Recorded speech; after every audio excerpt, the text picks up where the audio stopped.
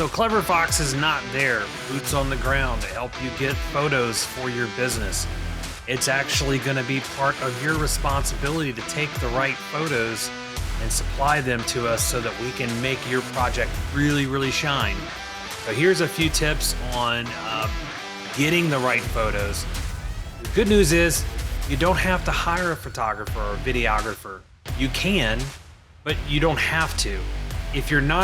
If you haven't worked that into your budget, here's some tips on what you can do to make your website the best it possibly can be with quality photos and videos. So let's take a look at this website here with my friend Matt Shiradana over at JC Fence.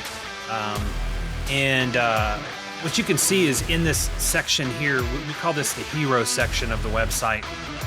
There's a really nice video there. He supplied the video, they produced it, they shot the video, they supplied us the video. I love when we can get a video for this particular space on the website because I feel like it brings extra life into the website, and it just captures your attention. You kind of want to watch it and you want to see all these details. The same thing goes for when visitors visit your website. They're going to want to watch this video. This means that they're going to be engaging with your website. So we need to get something in this space in order to engage with them. So one thing you'll notice about this video is that it goes across the full section of screen here. That means that the video is in what we call landscape. So it's a rectangle, right? So and it goes horizontal. So that's number one thing to notice. Also to notice, they did not put a logo on top of this video. They don't have any kind of graphics on top of the video. They supplied us the video, produced down, ready to go with no additional graphics. Putting additional graphics on top of a photo or video is going to kind of restrict how we can use that video on the website or that photo on the website. Ideally, don't worry about watermarking videos or photos. If we do use them in a way that we want to watermark them or mark them in some kind of way, we can definitely do that for you, as well as adding copyright and meta descriptions and things like that. So don't worry about trying to do our job for us. Again, we go to this section, you can see this background image that goes across the whole screen here. It is, again, a landscape image.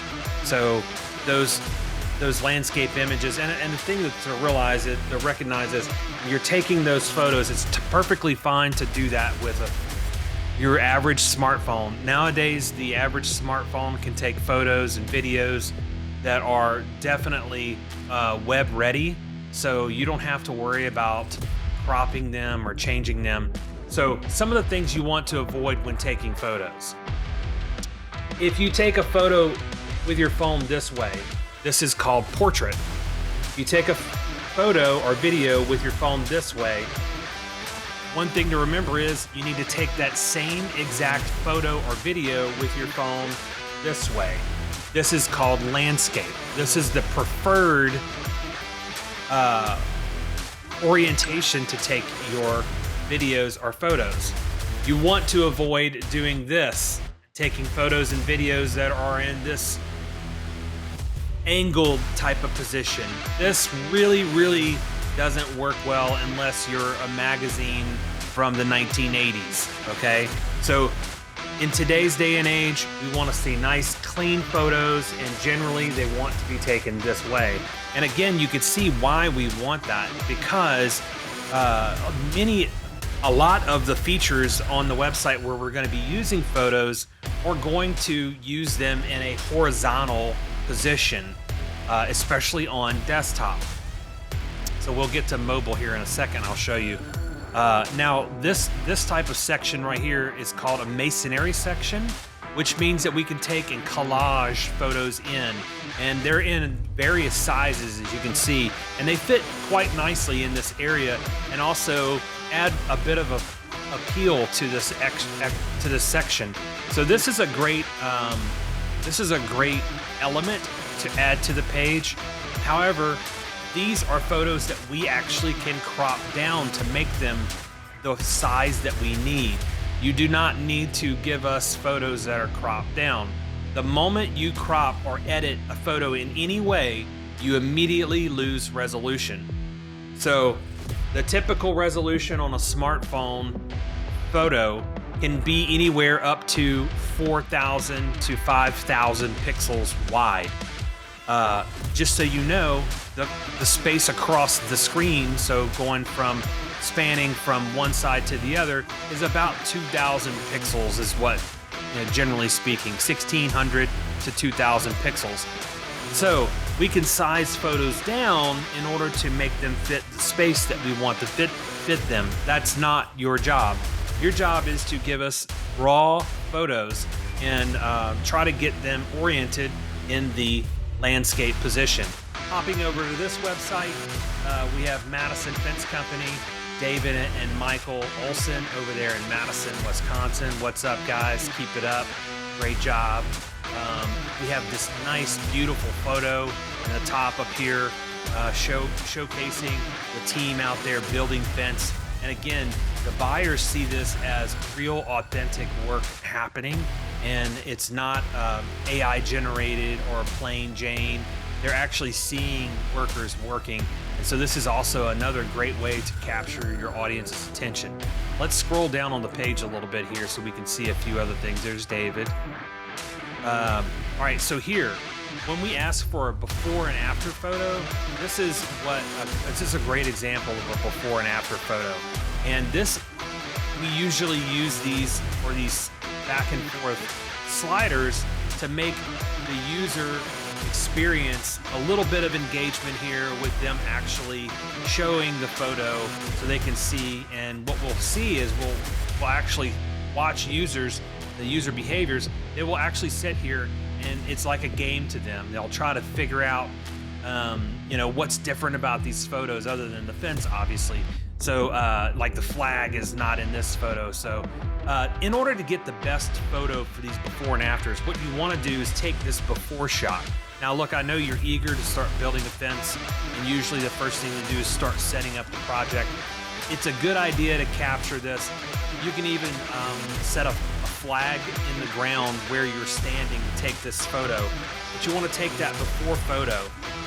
After the project is completed, come back to that same exact spot. Matter of fact, you can pull up the old photo, the first photo, to kind of place it in place and kind of get a good idea of what angle you need to take that. Take it as best as you can. It's okay if it's not perfect, but the closer you get it, the more dramatic it seems when we can actually showcase that on your website. And that's exactly how you want to do this. Again, guys, you do not need to spend a lot of money to hire a photographer or videographer if that's not in your budget. You can simply do this on your smartphone. So let's see what this looks like on a mobile. If we switch over to mobile, again, you can kind of see how even in mobile view, these photos turn out very, very nice. We're able to get a good, clean shot. And here we have these what we call flip boxes in place. Those turned out very nice, and they're showcases the photo very well.